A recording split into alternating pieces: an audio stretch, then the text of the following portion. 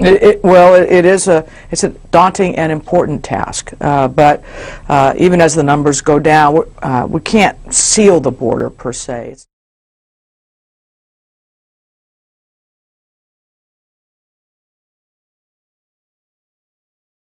Well, let me read from your book on that point. It is customary to describe battles over the Constitution as pitting liberals against conservatives, but you say this description is hopelessly inadequate. While ideology matters, different judges follow radically different approaches to constitutional law, and these approaches go well beyond ideology. How so? Let me explain the division among conservative legal thinkers. Some conservative legal thinkers, like Justice Scalia and Justice Thomas, think that the Constitution means what it originally meant.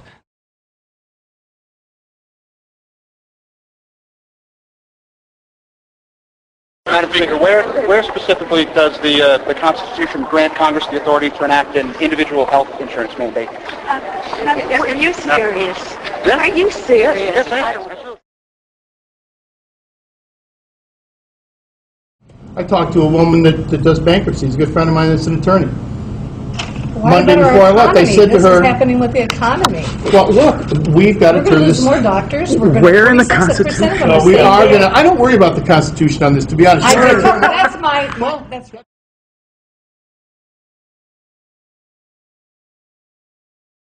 And then the third lesson and tip actually come from two of my favorite political philosophers, Mao Zedong and Mother Teresa, not often coupled with each other, but the two people that I turn to most.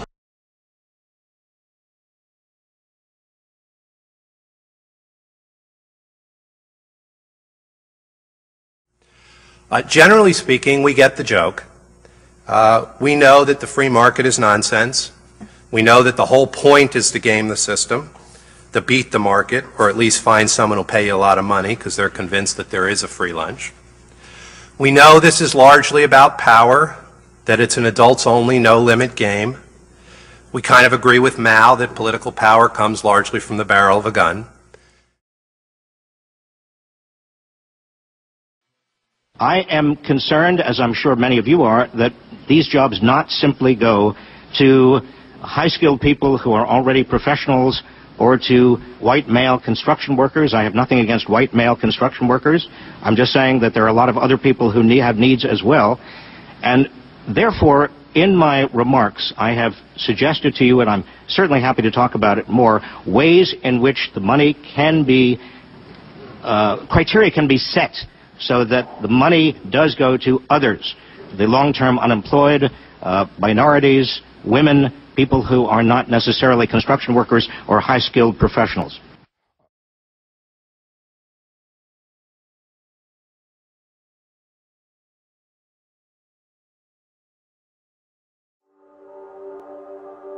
Here's my question.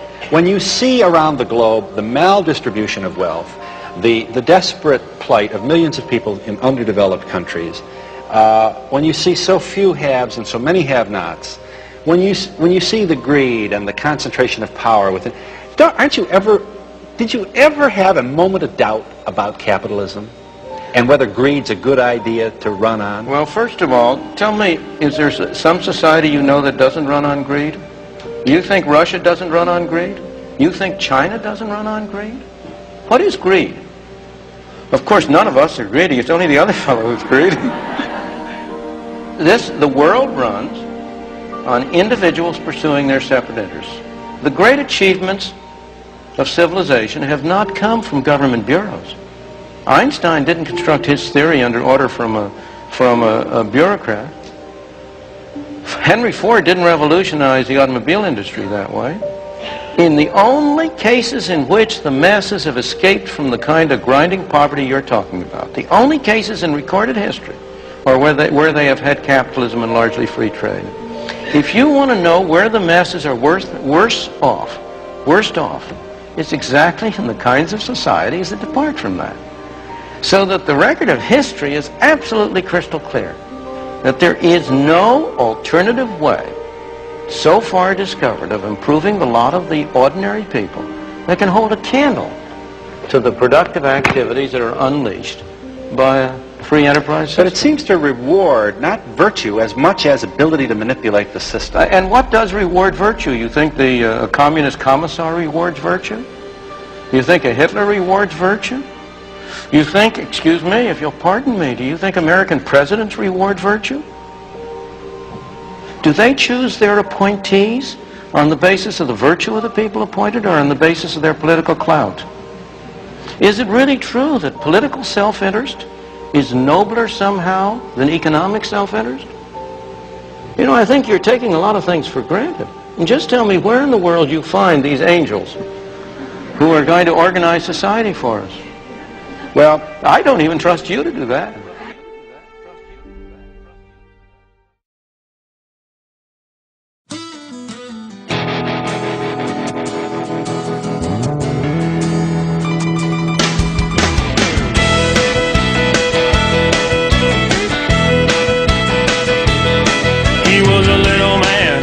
Just turned 3, took the present from his daddy's hand. A genuine toy hammer, he started beating to beat the band.